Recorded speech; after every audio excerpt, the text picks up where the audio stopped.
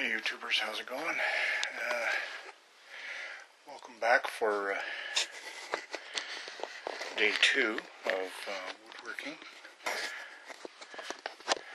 So I'm just going to put this up out of the way for a minute, and what I'm doing right now is I'm just setting up for the disc sander with the Shopsmith here. So a couple things. One is putting the disc on, obviously.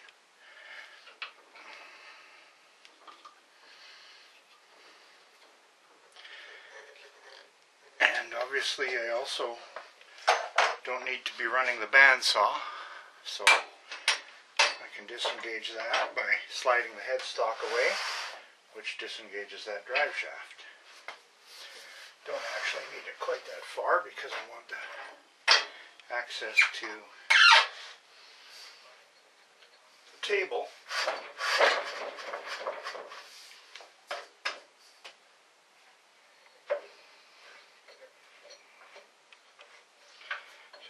Table closer,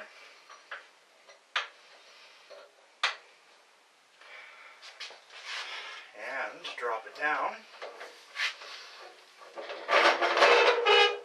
and with a disc sander, if you drop it down just below the center line, there's going to be a tendency for the item you're sanding to be pulled toward the center as opposed to being thrown out.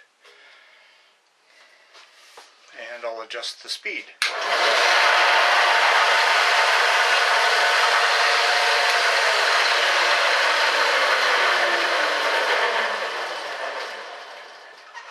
I just want to touch up the two ends of those half shells I made.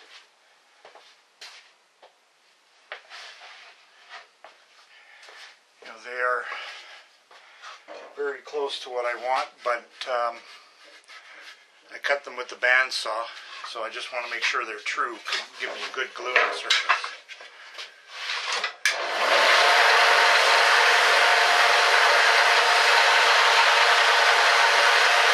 Forget these.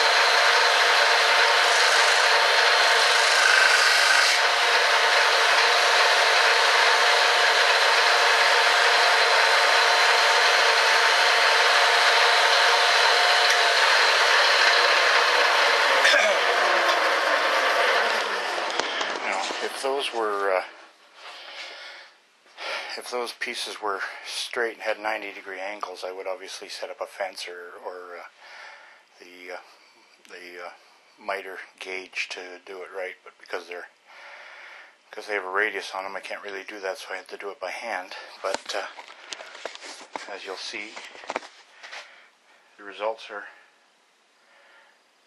I would think, adequate. There's it looks like a gap there, but it's actually what it is the wood just slightly warped. So that's gonna pull together with the clamps and the glue. Okay, and I'll get back to you with the next little bit. Hi guys.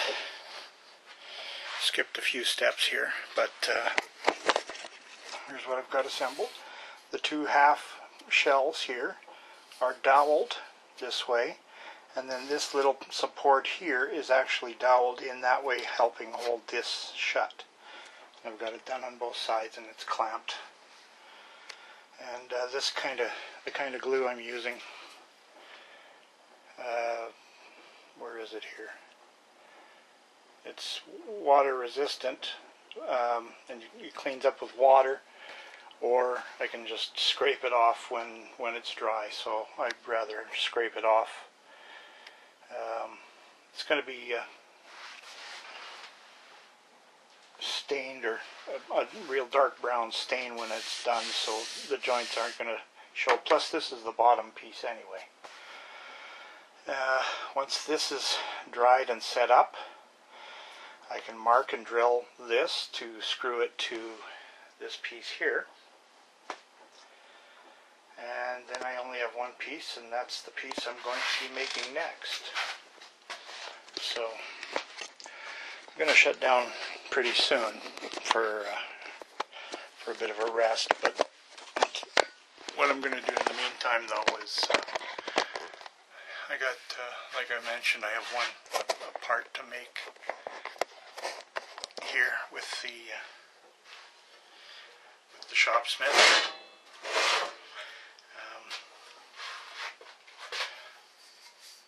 Okay, first move the table out of the way. I got to set up for the saw one more time.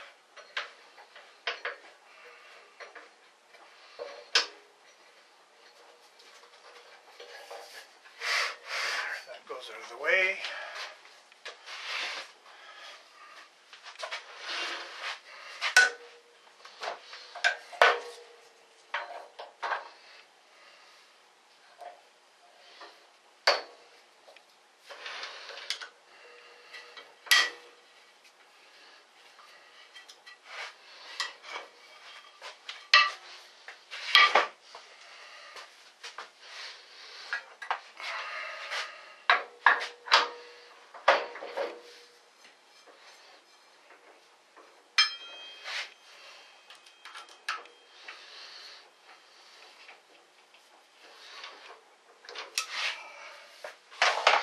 Okay, I'll just move the headstock a bit to disengage the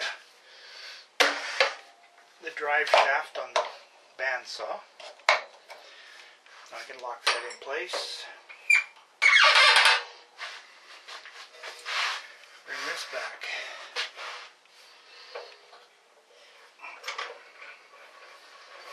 Raise the table up, get over the blade. Table.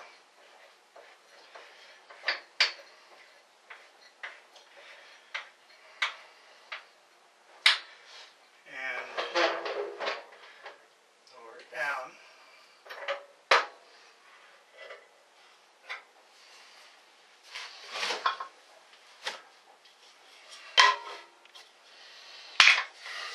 There you go. Just switched from having the bandsaw hooked up and the disc sander. Now I'm all ready to go, with the exception of turning the speed up, and I'm going to do that right now as soon as I plug it back in.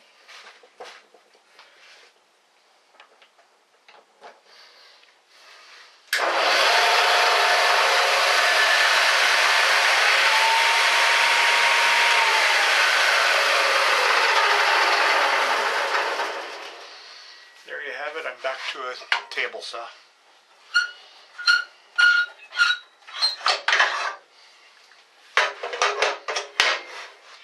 Quick as that.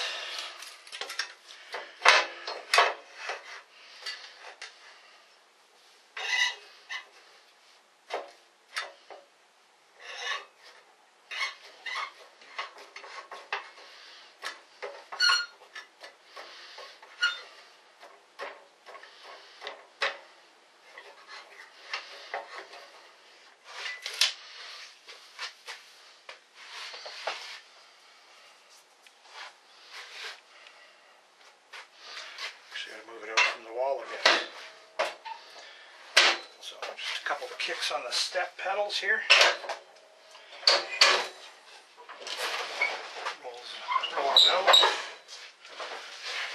That should for what I'm doing. Drop it down.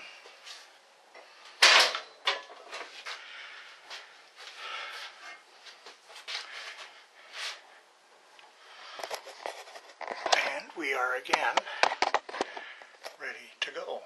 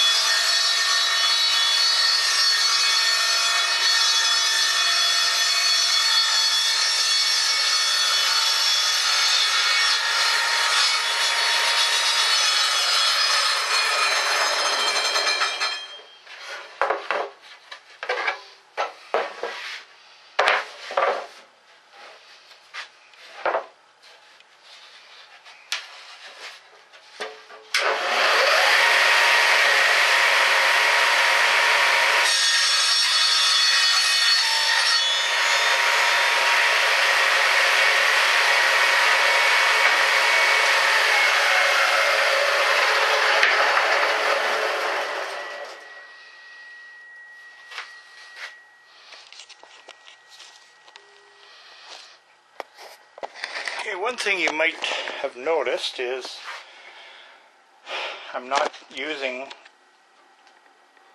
a blade guard.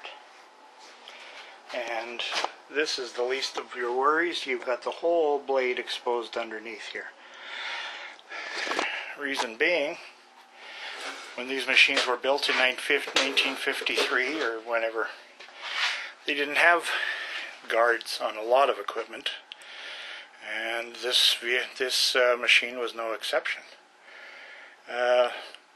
My Shopsmith is a 1989, so it's 23 years old.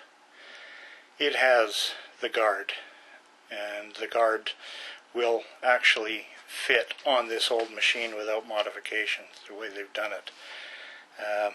The machine is just that well designed. They had machined surfaces and tapped holes for future use without even knowing what that use was going to be. And then that way, when they started to develop new products, they already had mounting surfaces for them. So anyway, I'm going to set up. I got to cut that piece to length, and that's the last piece I'll have to cut. And then once everything's together, amongst other things, I'm going to set up and use the small drum sander to work the outside edges. So we'll catch up to you in a bit. Hi guys, just a last update. I'm going to be shutting down for the night. This chair base is coming along well. I've got it stuck together so far. There's one more piece that'll go on the top side of this, but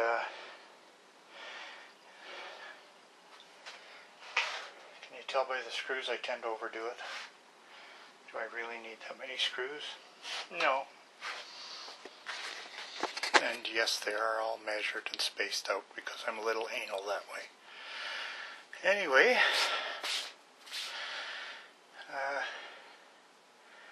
I'm just to the point where I can leave that sit for the night.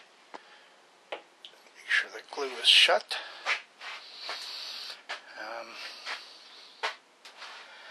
And I'm just shutting down the workshop.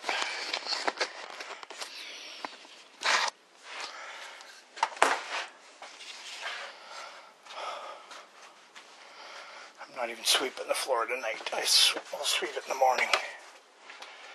And tomorrow the last piece will go on, being drilled and screwed and clamped. And then it's a little dark in here. Just hang a fire for a minute.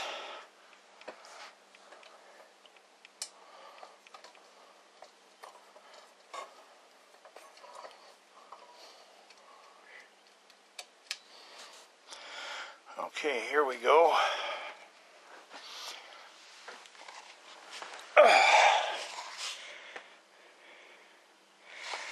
Yes, that is a working phone booth. I have one just like it at home. Oh man, what a day. Oh. I'm tired. I feel good because I've accomplished something. What kind of sucks is I don't have anywhere to put the camera here. Let's see if this will work. Or is that going to be too low?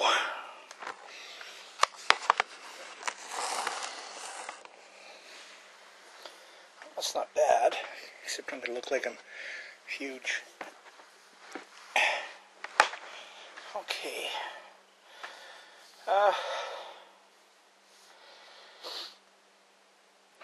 I'll finish that last piece on tomorrow, and then set the Shopsmith up to do the drum sanding, and I'll get the router out and run it around all the edges to round them off nicely as well.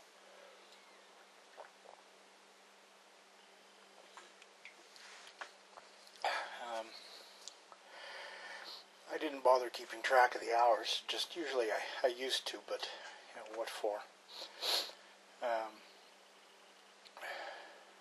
know I've spent probably twice as long as it would take normally, but I'm working slow these days, and that sucks being there.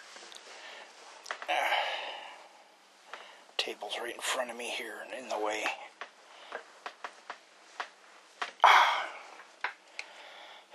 Anyone want some free leg paint?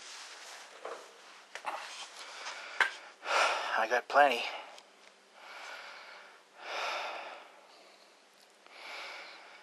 It doesn't help the fact that the house is like a sauna. I turned it down, but it's a programmable thermostat, so it stayed down till the next cycle came up, and then it kicks back on and went back up. I slept last night with the window open. Mind you, it was fairly nice. It was only about -5, -6, so having the window open felt really good. We were out today and it was melting like crazy. It's real foggy out tonight. You can only see about, 75 or 100 feet because of all the fog.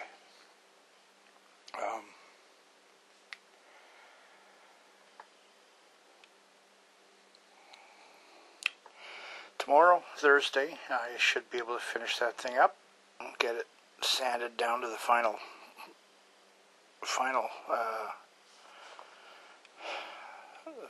product, and then I'll dig through the cans of stain that my mom and dad kept for years.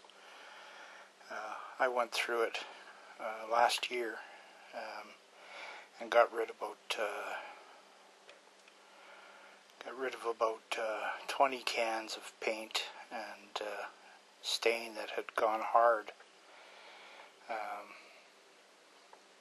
or just couldn't be mixed anymore. So the stuff that couldn't be mixed anymore, that was lumpy and that, had to go to the hazardous waste. But anything that was cured or dried, like the paint cans, if they had just an inch in the bottom, I just opened the can up, sloshed it around the sides, and then just let it sit for, to dry with the lid off. Then it becomes basically inert, according to the people here. So then I could throw it in the dump, in the landfill. If there was maybe half a gallon or a gallon, I would have taken it to the local Habitat store. We have a store here called Habitat Restore, and it's tied in with the Habitat for Humanity program. And the store takes new and used building supplies and sells them to make money for more home building here under the Habitat program. And sometimes you can get some good deals in there, but sometimes you can't. And it's hit and miss. You never know what they're going to have in there.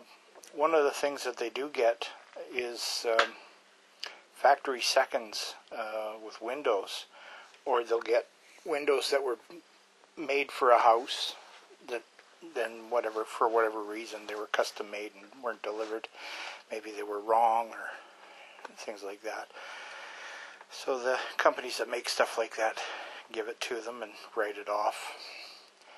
But you can get bed frames in there, windows, doors.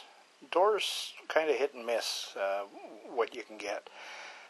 You used to be able to get some of the real old doors, like the panel type doors, but those are pretty well long gone, and now they're the hollow core crap doors now. Very rarely do you get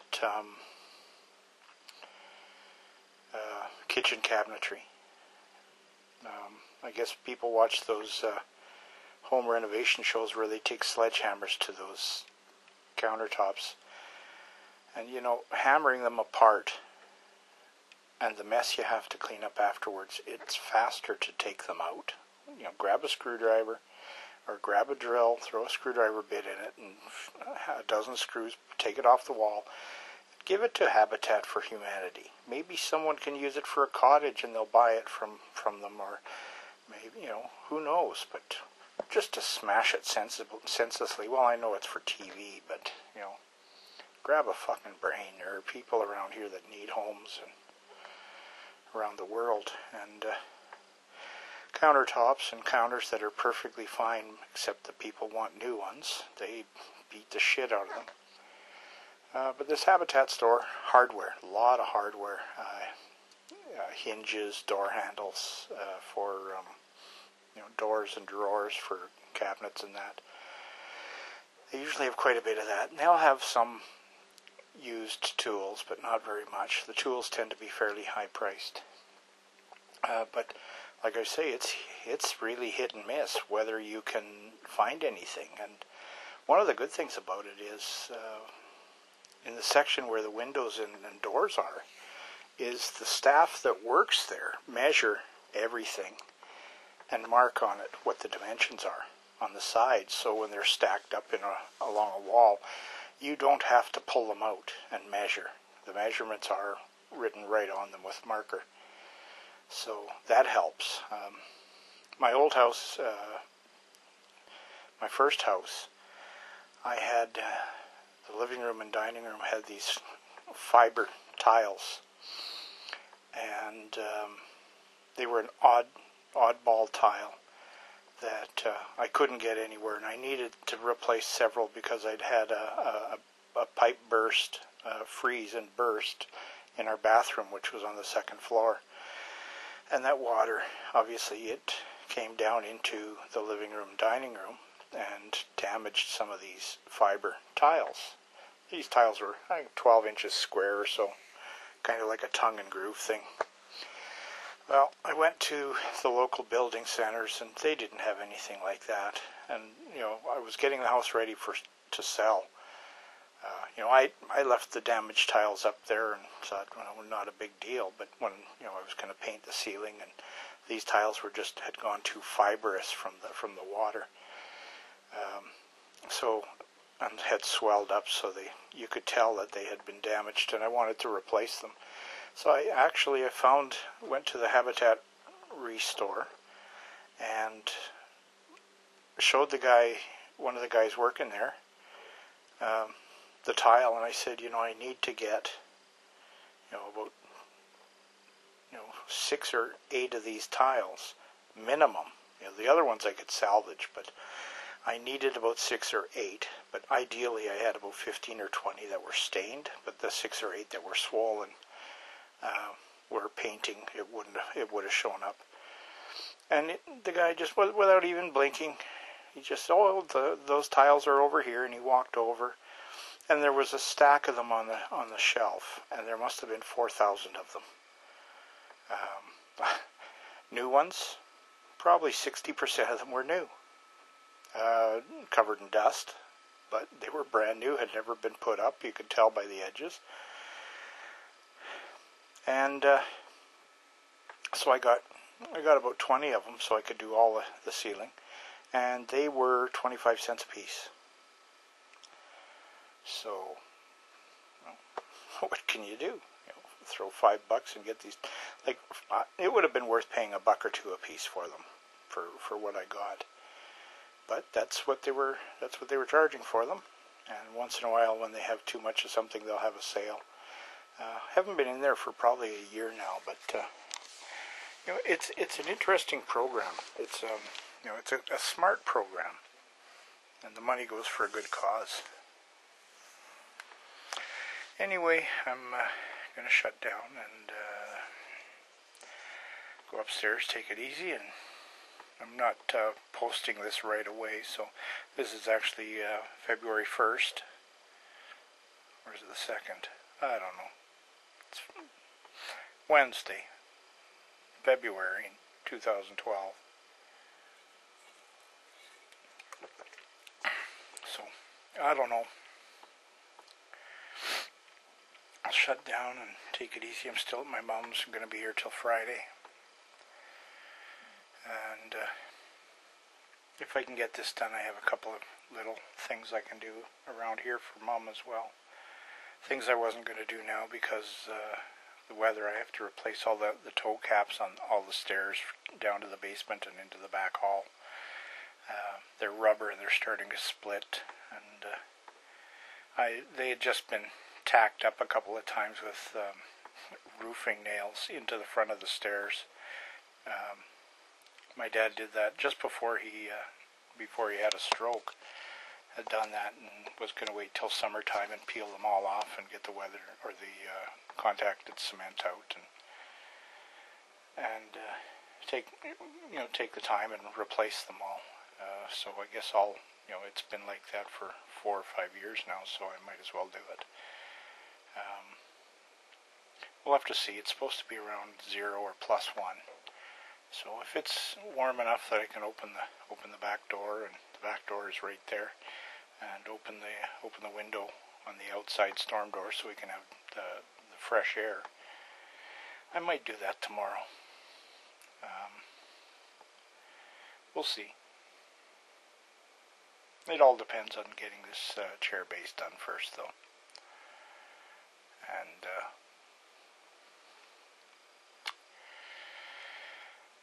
here I go rambling again.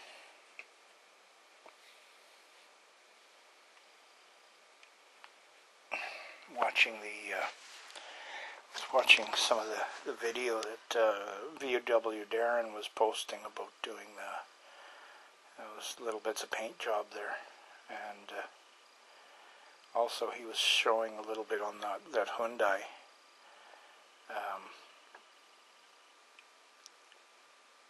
About fixing the clear coat peeling off, and that's a job that I'm gonna have to take on this summer. Actually, I don't have to. Kyle does. He's got I think it's a 2001 Chrysler 300, and the clear coat is peeling off the roof on one section, one corner. He's got a couple of spots. He's got someone keyed the trunk. The previous owner, I guess, something happened, and it's not in the clear coat. It's all the way down to the base. So we're going to see about that. And then there's only one spot of rust on the whole car, and that's the bottom lip on the driver's door. So we're going to have to do something about that. We'll have to. I don't think we'll have to cut anything out of the outer panel, but it's the lip on the inside and the bottom of the inside panel are rusted enough that we'll likely have to cut that out. I'll help them do it. I don't mind helping the boys. Actually, I'm going to try and use it as a learning experience for myself. Kyle's girlfriend's dad is a body man. He doesn't do it anymore. The old body gave out on him, the knees and that and the back, and so he's doing another job now. But he did body work for years. He owned a body shop for several years and worked out of his house like HPR does there. But not doing it anymore, so I figure when we go to do Kyle's car, we'll get him and his wife to come over for a visit, because we visit with them. They're great people, and we've spent time at their cottage an overnight last summer.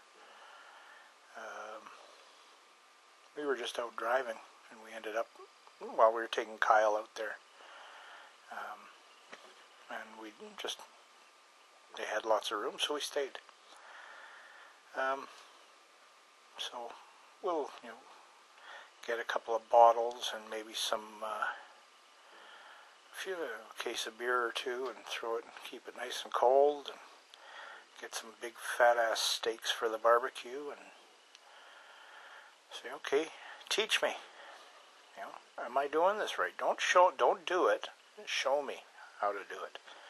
I got a couple of rust spots on the van. I got a couple of bubbles showing up on the very leading edge of the hoods, and got a couple of little tiny pecker dents, I guess you could call them. HPR calls them, just little ones. And figure I might as well try and get those out while I'm at it. Depending on which panel it's on and how much painting I'd have to do to if I have to paint a whole panel just for a little tiny dent, the dent can stay there. Or I'll try and do it that paintless way. I've watched quite a few videos on that, and it's actually quite an interesting concept, and I do have some tools from that. I threw out a ridiculous bid on eBay a couple years ago, and I won. I think it was a 150-piece set. It's none of the long bars, but I had a couple of them anyway. It's all the shorter, different ones to reach around corners and in behind things, and different angles and stuff. And I think it was, I don't know, maybe 140, 150, and they came in a toolbox, and they were brand new. It was from, it was a demonstrator set that had been used to demonstrate the tools, or they were used in a classroom or something. I'm not sure exactly, but I got them for, I think I paid $75 for them. And I thought, well, paintless dent repair, and they're like new.